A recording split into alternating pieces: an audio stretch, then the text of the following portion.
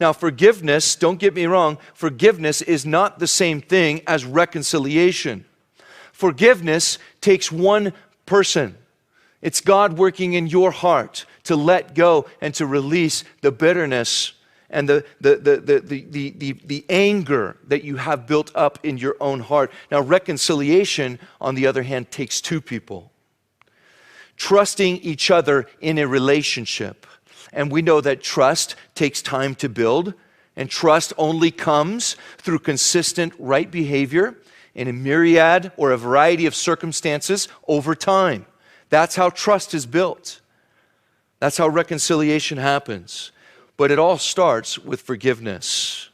And whether or not there is ever reconciliation, God does call us to forgive. Not forgiving will only damage your heart more and more over time, and it will result in at least 4 different kinds of damage. First of all, unforgiveness makes you a prisoner to your past.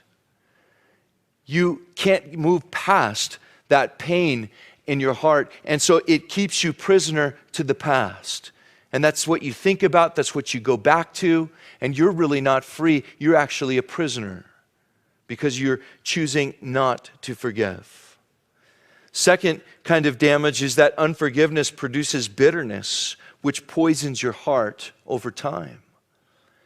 Bitterness can poison the life of a believer. It can steal your joy. It can keep you from experiencing life the way that God desires His children to be experiencing it.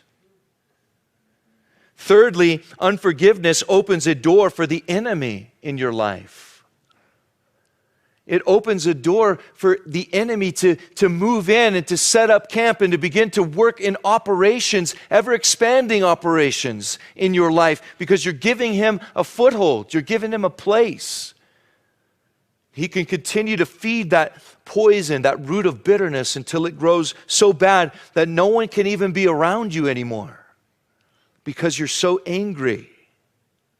Ephesians chapter 4, verse 26 and 27 says this, "Be angry and do not sin. Do not let the sun go down on your wrath, nor give place to the devil." Unforgiveness gives place to the devil. There was a couple from Texas who was in the news for being married for 50 years, and when they were asked, "What's the secret of such a long marriage?"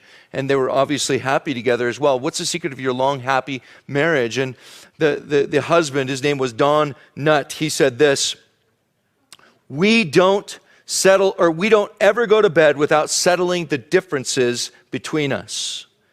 And then he conceded, "I've gone days without sleep from time to time."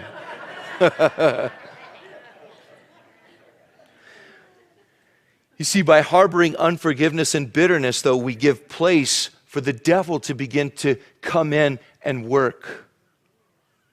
And then fourthly, unforgiveness reveals that you really don't know God as much as you think. Now that one hurts. That one hurts. Because if you're like me, I've gone to church for my whole life. But it hurts when I've had to be confronted with the ugliness of unforgiveness in my own life. Because I realize, wow, I don't really know God like I think I do.